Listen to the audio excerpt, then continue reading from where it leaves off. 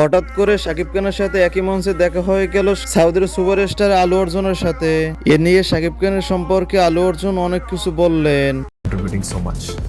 Tabu ma'am, it was one. এই সময় তিনি বলেন, শাকিব খানকে অনেক আগে থেকেই আমি চিনি। তিনি একজন সুদর্শন অভিনেতা।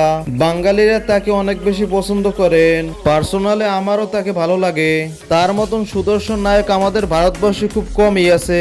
শাকিব খান যদি সাউথ সিনেমায় কাজ করে তাহলে তিনি অনেক দূরে এগিয়ে যেতে পারবে। সেই ট্যালেন্ট আছে তার মাঝে। সোশ্যাল মিডিয়ায় একটি পোস্টে দেখা যায় শাকিব খানকে আমেরিকায় এক কনসার্টে তাকে ইনভাইট করা হয়। সেখানে আগে থেকে আলু অর্জুনকেও ইনভাইট করা হয়েছিল। আর তখনই ঘটে যায় এক অবিশ্বাস্য ঘটনা। সেটা দেখার জন্য দর্শকরা মোটেও প্রস্তুত ছিল না।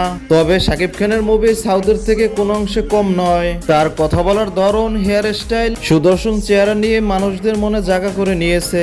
ভিডিওটি কেমন হয়েছে অবশ্যই কমেন্টে জানাবেন। লাইক, কমেন্ট, শেয়ার করবেন আর সাবস্ক্রাইব করতে ভুলবেন না।